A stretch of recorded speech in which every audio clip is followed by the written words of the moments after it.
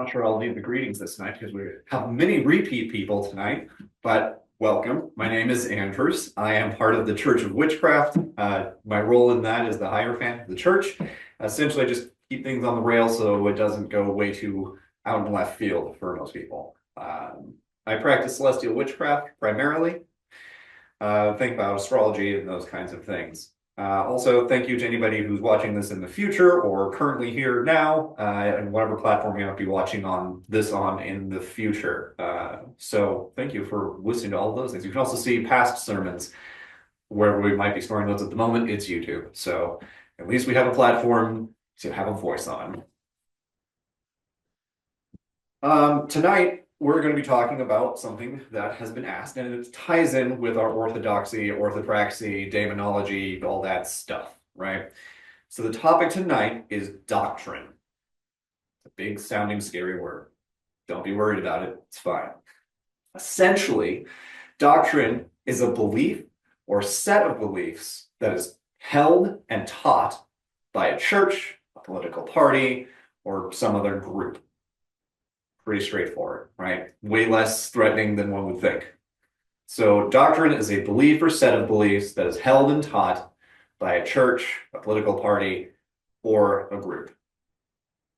This is kind of where we get into conflation with some people say doctrine is just the teachings of something, but it comprises more pieces of that. Belief, as I've mentioned before, does not necessitate faith, or let's just call it universal truth. Universal meaning applies to everybody, everywhere, in every circumstance. I have some difficulties with the universal truths. That's a much longer debate. But belief isn't requisite to have faith. Faith has that kind of, it's essentially something that needs no proof. You just know that it's there. Belief is a little more consequentialist, right? I broke this down into a couple different frameworks. The first is the function of doctrine. It outlines beliefs and a framework with reference. So those beliefs are things that get outlined by the group or whatever entity or organization is doing that. And that framework is provided with reference to something. Most often in many religions, that reference can be things like deities. Specifically, Abrahamic religions, you're going to be looking at it's in reference to God. So the doctrine, the teachings that are held are about the teachings of Christ and God and all of that stuff, right? Our church doesn't have a reference like that. It's more intellectual based, I suppose, or knowledge or gnosis based than anything else. That self gnosis or the expansive gnosis, gnosis being knowing. And we reference that more so. So our framework is really about how we know things versus it being a deity. That doesn't stand for all witches, of course. Some witches may reference a deity. They may have many of them. They could be monotheistic, polytheistic. And so there's variances within what you may be referencing. Another function of doctrine, it identifies a community. And this is an odd principle for me, too, that identifying community seems kind of, and so why would that matter? Why would you need to identify a community? Identifying a community helps us know who to interact with, people of a like kind. It serves a lot of different purposes to identify that. Conversely, and this is where things can get, you have to be careful and use that same kind of reasoning, mastering the daemon of your own self. There's a principle of exclusion in here. And I would say really light exclusion. And it's really just knowing who your people are and who your people aren't. If you identify who your people are, by necessity, it must mean that it also excludes certain people. It doesn't mean to not talk to them. It doesn't mean to be afraid of them. It doesn't mean to have bigotry towards them. It just means that they're in a different community than you are. And it helps you understand that. The third thing that is the function of doctrine is for group coherence. This kind of ties back to identifying your community. Group coherence and cohesion improvements overall. So knowing who's in your community, and this would be important for things like who's safe to talk to, who might have knowledge that can help you, who may need help with whatever they're doing, right? This is identifying, it's knowing who your community is, that like group cohesion helps. I wouldn't necessarily say that it has to do with a hierarchy, but that does help understand that in terms of cohesion. It's really hard to have a lot of chefs in a kitchen, because if you have a whole bunch of chefs in the kitchen, they all have different ideas and they may not necessarily be on the same page. Similarly, hierarchy kind of has that similar flavor, right? We have some idea of who's kind of riding the ship. So we have some idea of what our trajectory is, right? This is why knowing who your group is helpful, and knowing how to piece your group together, who the members of that community are. The cohesion improvements are also related to community, right? The cohesion improvements are if you all have a similar belief, similar teachings, similar education, similar intellectual pursuits, similar practices, that helps you cohere together so the community is stronger, right? This is part of that same thing with group coherence, knowing who's in the group, what members are part of it, what members are not part of it, and also how those are related to one another. And that's that cohesion piece.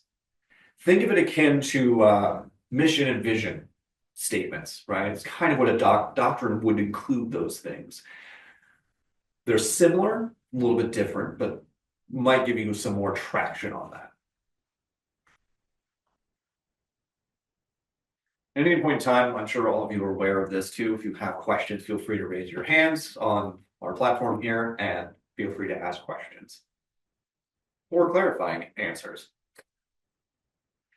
The second major part that I want to talk about for doctrine is what its role is. I had to look up what the difference between function and role really is, and that kind of comes down to what it is versus its application in relation to yourself or whatever the situation might be. The role of doctrine, it informs and grounds demonology, and that's that pursuit of gnosis. Those similar beliefs gives us some groundwork to understand our witchcraft form. A second part of the role of the doctrine is to rationalize and conceptualize your core beliefs. So rationalizing is giving some reason behind why you think the way you think, why you believe the way you believe, whether or not you might want to have faith in a particular thing, idea, or person. Reason can be flawed, and it's important to have dialogues about that. Talk about it amongst your community. Another reason for group cohesion and coherence, because then you know who to talk to when we're trying to reason through some of these more challenging concepts. Conceptualizing is about getting ideas, a sense of what is, right? So that conceptualization is forming ideas about what it is you believe in and what those frameworks might be, what the tools might be, what the actions might be, and getting a concept of what that is. This would be things along the lines of cosmology, how a universe is structured. Let's look at, I'm going to make mistakes on this one because I'm not a Norse practitioner by any stretch of imagination, but 9 realms, they have a cosmology, right? That cosmology is shared that they have 9 different realms. There's different interactions between them. Different deities may live in certain areas or not live in certain areas. It's that conceptualization. We don't necessarily have a cosmology to talk about, a structure of the world, a way the world came into being. But other similar concepts that we might have is what's the concept of any of our divination or spell work? I don't know. That's a really good question to have. Do we have a concept of an afterlife? Do you share that idea? And this is part of that rationalization, that conceptualization piece. And it's exploring those questions in your own witchcraft. The third thing is to teach fundamental principles and to translate ideas. This is probably one of my favorites because it's what we're doing here. Every one of these sermons is essentially translating principles, articulating these things, sharing them at large to rationalize and conceptualize them, right? We're all participating in that effort. Fundamental principles have to do with the ethics, morals, values, those pieces or things like that in terms of what your principles are. This wasn't actually in a later step of this, but I will say that a fundamental principle is people who are part of the Church of Witchcraft probably won't want to do baneful magic towards one another. That's a pretty fundamental principle, right? It's kind of antithetical to having a community when you were breaking apart the community. Just a thought. So those fundamental principles, you'll find some of those in our members policy book, and you can look at those later on down the road. It should be on our website. Translating ideas is another piece of that, right? It comes after you have some sort of reason behind what you think or believe, some idea of a concept of how that reason is applied, and to translate those ideas in a coherent way. So we have a function of doctrine and a role of doctrine that it can play in our witchcraft. Some examples from the Church of Witchcraft's doctrine. These are things that we're working on getting posted to the website, so you all will have access to them. And they are a living, to a point, a living, breathing document. Concepts and ideas and societies will change over time. It's inevitable, right? The people who wrote the Bible don't exist anymore. And so those ideas have changed over time. Gardner isn't alive anymore. Well, it's rooted in some paganism, right? Gardner doesn't exist anymore. He existed at a time. He created some fundamental principles, borrowing from different esoterica, and then that got translated to his coven. Those coven ideas were translated, that doctrine was translated and changed when it translated to a new generation, and so on and so on and so on. So the game of telephone, right? Sometimes these things are going to be racially based, xenophobically based, right? Doctrine may need to change over time as the multicultural landscape changes as well. The Church of Witchcraft is really very set. One of its principles is that it's very set in a multicultural lens, right? It's not rooted in one specific kind of person or type of person, and it's taking a multicultural approach. Some doctrine, many forms of doctrine, aren't multiculturally sensitive, let's say, as a very gentle way of stating that. And so it's important to take it from that lens, but it will change over time.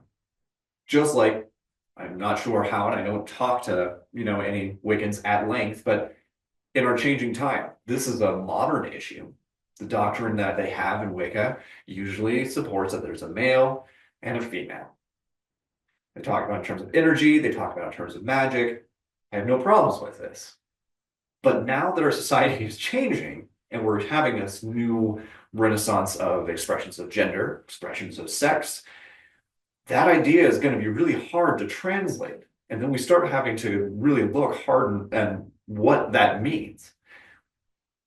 If you have male and female, is it separate by biology? Are we talking male and female energy? How much or how little is in one person? Who has the right to open a sacred circle? Those questions are part of the rationalization, the conceptualization piece of their doctrine. And that's a modern contemporary problem that they're going to have to contend with to try and move that into the society as it's growing and changing. That narrative wasn't there in the prolific way that it is now, right? And this is why doctrine changes over time and must change over time to be aware of that multicultural shift and change as the temperament of society changes, because otherwise it just becomes defunct or it just becomes outright offensive, right? Or just exclusionary. And those things we definitely are not about. And so doctrine will change over time. So some of that evolution will occur, but it needs to be out of respect of what society and culture is now. One of the challenges that I run into personally, two pieces that I run into when I'm thinking about anything, when I'm rationalizing or conceptualizing things, It is related to privilege, primarily. One of the things I have to remember is that, and I mean that in the sense of people with long-term or permanent disabilities. And this might sound a little wild, but think about this. A lot of covens, a lot of groups, a lot of witches, they want to go out to a forest. Find a wheelchair accessible forest. Okay, that's not like a thing. There are places that have nature that can be accessible, but if you're going to go on a nature hike, it necessarily excludes some people in that society. I'm not saying don't do that, but be aware that you have some of this underlying privilege you may not even be aware of, right? And that's what I mean by this privilege. The privilege that I have a healthy body, that I can just do certain things. I can walk around. I get enough sleep. I have food. I don't have these kinds of insecurities. And that's a privilege that a lot of us may not necessarily be aware of actively. And so that's what I mean when I say that there's some privilege that comes in with this. And so I try to keep that in mind. So when we're talking about our fundamental doctrines, and we're taking these perspectives into mind, some of the things that the church stands for specifically in its doctrine is the concept of the first altar. It's the first thing up because it is the fundamental principle of the Church of Witchcraft specifically. The first altar, I'll go into a greater detail. I think it's going to be the next sermon, should be first altar, to give us more meat to what that is. Another fundamental doctrine is that magic exists. That we all have held that magic in some way exists. The third thing is that we meaningfully influence magic. The fourth thing, spells and divination function. And the fifth, extra-natural entities exist. These are not all of the things that the Church of Witchcraft holds as fundamental principles, but these are largely endemic to all of us. They relate to every witch that we talk to, and that's part of the mission of revitalizing witchcraft under a flexible common practice. Pretty much every single witch is going to be thinking these things at some level or other. How it's accessed, who it's accessed from, what your rituals are, your ceremonies, is irrelevant in this context. We all accept that there is magic. If we didn't, none of this would make any sense. Our principles of the first altar. This is the first thing that has ever happened to me, actually, when I started doing this church. I didn't expect, I don't know why I didn't think of it. I was not necessarily aware or prepared for having my own sermons preached back at me. That was a weird moment, a very powerful moment, but I didn't realize that that would happen. I should have guessed that that would occur. The first altar, the altar of the self, essentially witches intake magic, configure it in a way, and harness that new form. Or they may amplify a previously existing form of that magic. I don't mean like the physical form of a thing, right? It's about the intention behind it, the shaping, the molding, that sort of thing. So if we're casting a spell, for example, taking in the magic, giving it some sort of instruction, and configuring it in a way externally, right? That's what the first altar does. There's a deeper reason as to why the first altar has this principle, but we'll stick with this for now. Tune in next month for a deeper dive on first altar principles and what some of those implications might be. The second thing I talked about was that magic exists. There is some kind of force, mysterious or supernatural, and that exists, and it can be manipulated in various ways. Essentially, magic users of some kind have to accept that this thing exists. There's some sort of force that we call magic. I don't have a lot more on that at the present without going off into a wild tangent. But that's a really bold claim. That's going to take a lot of support. And I think this principle might actually turn into something in the realm of faith, dependent on the witch. Because there's not really a fundamental way of understanding it. It's when I reference things. So the mysterious part of magic, you've heard, you must experience the mystery. Specifically, the Golden Dawn talks about this, that you have to experience the mystery before you can become a Grand Magus. That's one example, or change or evolve through these levels, going through the tree of the Sephiroth, so on and so forth. Anyways, magic fundamentally exists and is a mystery to people. I have held out that magic, the mysteries that they're speaking of, are what I reference as enigmas, or a spiritual or religious experience, or something of that nature. I can't tell you what that is because I'm not you, right? I can give you examples, I can talk around it, and this is where you start getting to that faith, belief, religiosity sort of piece, right? Because not everybody holds that magic exists. They just don't. If people are doing things that are supernaturally motivated, if they're doing things that are mysteriously empowered by some unknown, unseen force, you're gonna have to accept that at some level, magic would exist. Be prepared for some of the challenges to that, and some of that is just going to be part of your faith. At least for me, it would be. The third thing of the meaningfully influencing means that witches, through their first altar, influence magic intelligibly, something with their will. This is that demonic mastery of your intelligence, right? It's that mastery that we're doing. You have some meaningful intent behind the magic that you are doing. There's some purpose, some form, some reason that you're doing it.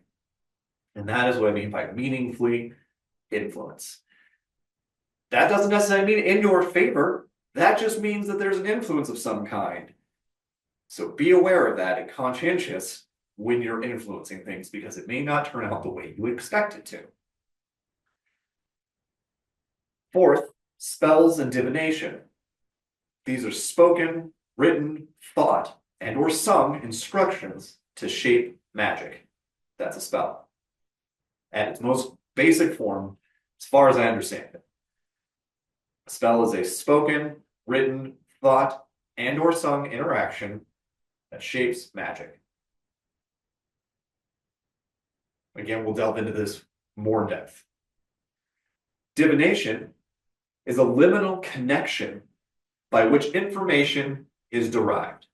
Something outside of you, some supernatural, extra out there, other dimension, something. That's liminal, right? The between states, not of this realm, not of this plane. There's some sort of information that we are deriving, that we are gaining from the tools of divination. Things like tarot, any of the cartomancy stuff. So anything that has to do with card-based divination, the runes, astrology, all of that's in the realm of divination. Anything that is divining is seeking information from a supernatural place, basically. If you're seeking things from a supernatural place, I would posit that magic is involved in that accessibility. And this is why I've said that magic is kind of, for me, approaching that faith space, right? Because everybody could just deny that that exists and it's just all in my head and we made it up. That's a fair claim. But for my witchcraft, my purposes, my faith is as such that magic does have some shapeable influence. The fifth thing was the extranatural entities. I say this specifically because I am probably the closest thing to an atheist witch, which I've said before. It's a very strange position to hold for many witches when we start having conversations. But extranatural entities include gods, goddesses, spirits, ghosts, etc. ad infinitum. They all fall into this particular category. There is some other planar entity that exists, one or many, and may be worked with or partnered with or some sort of influence. What is that influence? How is that derived? How do you make that happen? Is that magic? Does that exist? This is why doctrine is important, because you're trying to understand and rationalize some of these things, trying to conceive of what this even means to you, to your witchcraft. That's why we're talking about doctrine, because these pieces are all part of that doctrine. These are things that we all hold as witches, I'd be very surprised if Witch has said, only humans exist. I would be very surprised to hear that from a witch. It could happen. I would be very surprised. So now that we've talked a little bit about this and you have a little bit more of a concept of what we're talking about here with doctrine, and you've heard some of these ideas behind some core aspects of the Church of Witchcraft's doctrine, the question, there's going to be two of them. So this is the first one. And I'll give ourselves a few minutes here to kind of deal with this. How does our church's doctrine apply to you?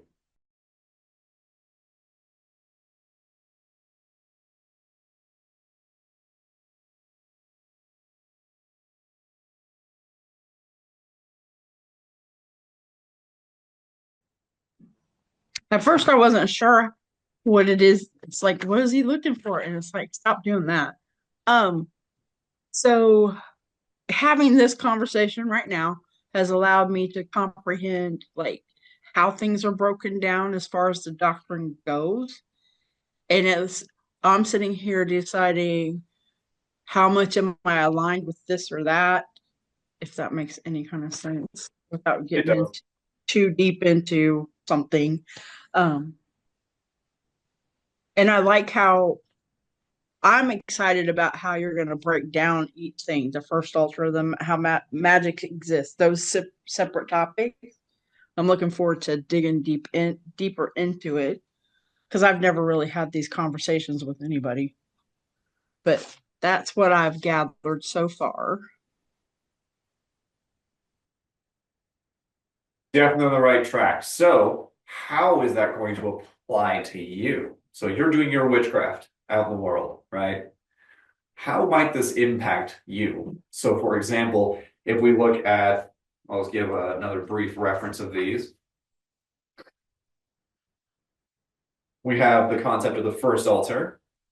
Magic exists, meaningfully influencing magic, spells and divination function, and extra-natural entities exist. So picking one of these, if you'd like me to, I can write them down here on the shared screen, just so it might be easier to reference them. Uh, I'm good. I'm like really aware about the concept of first altar had never been present, and I've been addressing it more intently. Nice. Being more present with yourself and your witchcraft Yeah, and how it applies to yourself. right.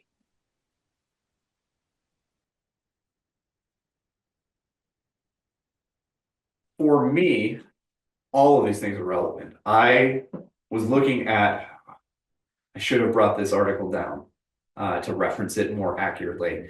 There is a scholarly article that I'm reading, or that I recently found while I was working on this sermon specifically. It's part of the exegesis, the external information gathering into a comfortable understanding. Um, as I was looking at this document, it was about science, magic, and religion, and how these things interact, and how I haven't read the whole thing, so it's fresh in my mind. But I was looking at the magic component of that, and it was talking about how there's a relationship in all three of these aspects, science, magic, and religion, about control. Each one of those things wants some control of something, right? So science talks about it from, let's just go with particle, like physics, for example. We have an understanding of relationship of one object to another object, from an object to nothing. We talk about those things, and an understanding of that allows us to manipulate objects in our realm in a certain way. Science, right? There's a lot of exploration that goes into that, but it's ultimately about control and understanding. Magic has a relation to control as well, and it's about manipulating an environment with some sort of supernatural force. They talk about it from a behavioral lens, they talk about it from uh, a sociological lens, they talk about it from, and that can be things like shamans being really important in a society, right? It gives them a sort of control. Another really easy one would be Egypt, right? You have pharaohs that are essentially gods on the earth. And those people are imbued with magic. They're priests, they're prophets, that kind of thing. Heck, even if we go to the Abrahamic religions, we start talking about High Latin versus Vulgar Latin. They start talking about the control of information. Only the priest could tell you what you needed to know about your life. And how dare you read the word of God? I am the only one that is authorized by the church to be able to tell you what this thing means. That's my God-given duty. It's a fascinating claim. They defend it really well in the apologetics. There are some holes in their logic, as I'm sure there are in mine. But it's about that control, the control of information, the control of money, wealth, access to resources. And similarly, religion does the same thing. And that kind of bridges from that Abrahamic space that I was talking about. Religion shaped our modern world and still continues to shape it, depending on your particular view of the US. Arguably, there's a very strong, I'll just say, evangelical position that is very much at the forefront, specifically in education, specifically in media, specifically in politics. This shows up a lot. And it's about control, understanding. It's about all of those pieces. I'll talk about some of the modern things. The role that religion might play. Ooh, I'll get to that. There was a big chat that just came through. Thank you. But the role that Islamic fundamentalists may play in the new Syrian regime, as their despotic leader was ousted forcibly from Syria. They're not sure what that's going to look like. Maybe it becomes Islamic in nature. They don't know. Because right now it's just run by the rebels that ousted the dictator. And there's a happiness, there's a time of joy that they're like, just give us this because it's been a rough go. But there's anxiety too, because there's some of this concern of what it's going to become. But religion can exert a lot of control. Magic can exert a lot of control. Science can exert a lot of control. Think about religious science. That is a whole other conversation. But this article just talks about those relationships. And I'm really fascinated about that. And for me, these doctrines, a lot of this is from things that I espouse, that I generate, not from any supernatural source. It's from my reason, from the demonology mastery, checked against other clergy members, and about their thoughts and where my flaws might be or things that I might have missed, right? There's this collaborative effort to it. So the doctrine plays a really big role to me because a lot of it is things that I think just by nature. And this is I don't know if the word is effulgence. It's the stuff that comes basically out and is expanded out to the world. And everybody gives me this opportunity to sort of work through this, that rationalization and conceptualization that doctrine does, right? It's why we had to define what a witch is and how we're calling what that is. I didn't put that in there, but that is one of our doctrines, is what comprises a witch. So there's a lot of pieces that the doctrine plays in my own life. And a lot of this are fundamentally things that I believe hold true. And some of the stuff I haven't even worked through yet, right? Like, what is magic? That's going to be a dizzying array. It's going to be very difficult for me to really zone in on what that is to make it coherent, specifically approachable and accessible by laity. But that is the role of my ministry, is to do exactly that. So when are you able to read that chat that came through? Yeah, I can do that.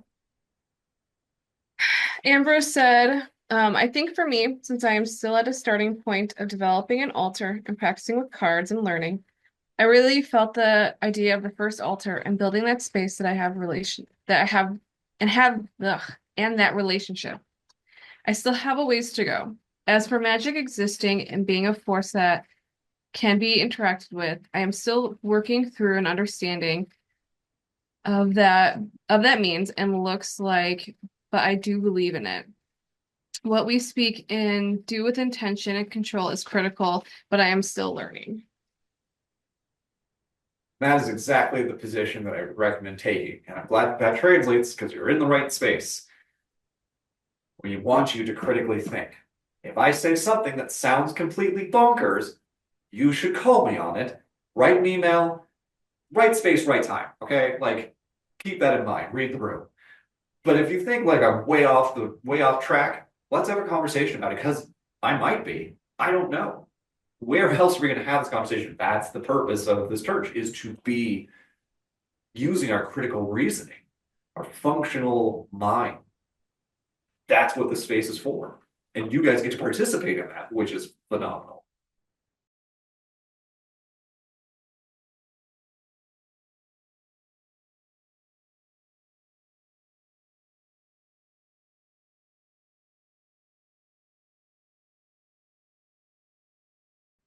Those were fantastic. Thank you for applying your thoughts to that. I know that these are really heady concepts that we're kind of delving into. These are not easy topics. Thankfully, there's a lot of us here that we can have this conversation and reason through some of this stuff and get some grips on what it is that witches are even doing. Exactly. And that is a very important aspect. Ambrose said that they are enjoying it, though. And you have to. Sometimes you won't. Sometimes some of this is just, I get really lost in the weeds with reading papers and documents, and I just don't want to deal with it. And I just have to step away. Gotta know when you gotta just call it a day. Throw in the towel, take the L, it's fine.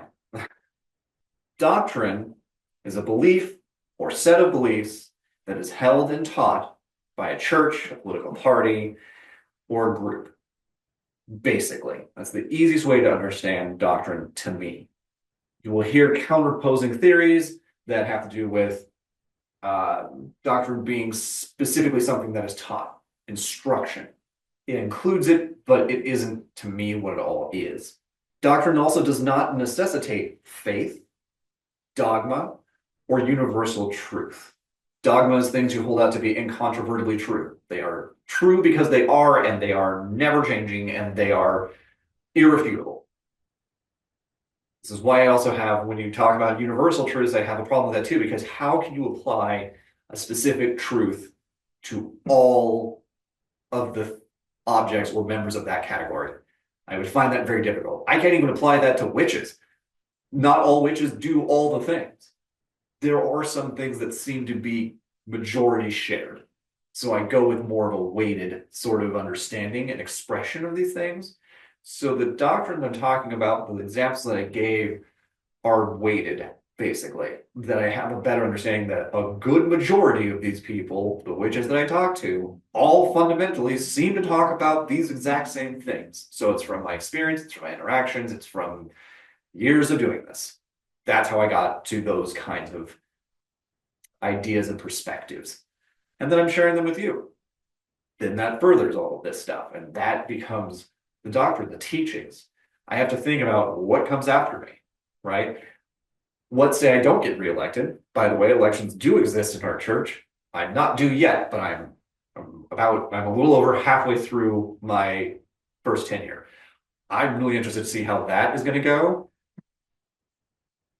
So stay tuned for that too. Please participate because I am fascinated. I'm very curious how that's going to go. We never had to have an election in the church yet. It is coming up. So doctrine, like I said, doesn't have that faith or dogma or that universal truth. The function of doctrine is essentially those pieces that we were talking about initially that had to do with, if I go back to my notes, that we outline beliefs in a framework with some sort of reference, identifying a community, and it talks about the group coherence and cohesion improvements, how you socially improve, how you strengthen a community. The essential nature of function of the doctrine is basically, what does doctrine do? What is its purpose?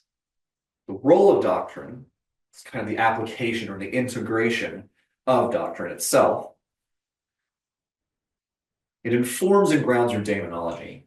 So think about this in terms of like orthopraxy, orthodoxy, right? If we have some idea of what we believe in. So for example, if you're a witch, some orthopraxic belief, right? That you do a certain set of behaviors and then something happens because of magic. Well, you have a fundamental doctrine that underlies those pieces of your orthopraxy. The orthodoxy that you have, the behavior, the right, I can't even remember my terms now. The pieces of those is how we're going to behave in a certain way, and that relates to doctrine. So doctrine, orthodoxy, orthopraxy are all intermixed, having different functions, and are all within the scope of demonology. So when we're trying to explain, when I attempted to explain demonology, that is why it was so difficult, because the pieces that you needed were doctrine, orthopraxy, and orthodoxy to understand the underlying currents of what demonology is. And without those pieces, it's very difficult to do that from a space where nobody has that information quite yet. The other roles of doctrine, beyond just informing and grounding demonology, is to rationalize and conceptualize core beliefs, the things that you hold, not necessarily true, but that you believe are accurate representations of things. Truth conditions are hard. I'll leave it there. The third aspect of the role for doctrine was to teach fundamental principles and to translate ideas. The fundamental principles that we have are some of the ones that I shared tonight. To teach these things is about these sermons. When people go to the sermons, when they listen to them, or they watch them in the future or reference them, that's what they are there for. In fact, we even write this stuff on our blog, which is also on our website if you want to check that out. We write things. So the clergy creates documents synthesizing some of these concepts. So not only can you watch these videos and participate in these rituals and ceremonies, you also have the opportunity to read them on the website at your leisure. And if you have questions, reach out to us. That's a great time for the Chronicles, as a side note, to get an idea of this. So when you're wondering what you're supposed to talk about with Chronicles, not only is it your lived experience, it's related to how does doctrine interface? What does your orthodoxy, if any, look like? What does your orthopraxy look like? And how is that shaped around or with those beliefs in mind? That's the purpose of it, right? That's exploring your witchcraft. That's creating fundamentally improved critical thinking witches about their witchcraft. The role, the last thing is the TCW members policy. So the Church of Witchcraft's members policy should be on our website. It has our mission and vision statements in it. It has some of these core beliefs that we have as well. We'll be putting some of these very front and center. And again, it helps that group coherence to understand why you're here, because a fundamental question that I kept running into that I realized in all of my privileged space that I never really answered was, somebody comes to the church, say, and they go, I'm ready to be part of the Church of Witchcraft. I'm like, that's fantastic. Go ahead and sign up. So they sign up. They're like, what do we do? Well, a lot of things, right? It's really hard to have that conversation and be coherent if there's no underlying principle. Now, I have them. The clergy has them. Some of the laity has experienced them. But making sure that people have that as an accessible anchoring for why they're part of the Church of Witchcraft is important, because why are you a witch? What is witchcraft? What does this mean to be in a religious community of a bunch of other witches? That's a hard question to answer. That's our job, right? To do those things and make those things accessible, to improve that group of cohesion, that coherence of our thought, of our practice, of our belief, of our faiths, right? Even if they're different from one another. Speaking of any of the beliefs that we have, Yule is coming up soon because it is now December. And so in December, we get to the winter solstice. You can call it Yule. You can call it a whole bunch of other names. Just call it winter solstice for sake of ease for now. But that's coming up. We're going to be getting back to the light is going to be coming back. The fire is going back to the earth. There's a lot of myths and legends around this. We're going to be back. I'm specifically going to be back in Colorado Springs with Gwen. So we're going to be there representing the Church of Witchcraft and talking about a bunch of witchcraft stuff and doing a bunch of witchcraft. So it's going to be a really fun time as well. For those in the future posterity place, that's the Rocky Mountain Yule Festival that I'm talking about in 2024. Even though that dates it a little bit, I still think it's really important because it's such an unusual opportunity to engage in the community of pagans and greater magic users at large in a much more involved setting, and there's not many of those, and so it's helpful to have them. We should talk about those spaces.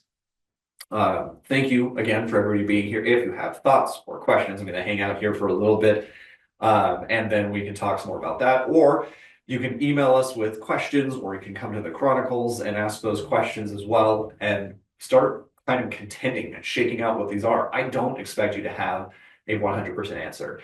I jokingly would say that if you suddenly know everything, you probably will just spontaneously stop existing, because there would be no value to you being here anymore, right? I can't prove that in any way, but I have a conception that it might do that. So you're going to work on these. It's going to refine, just as I'm refining some of this. Sure, I'm the head of the church and whatnot, but the thing is that I'm still practicing. I'm still learning.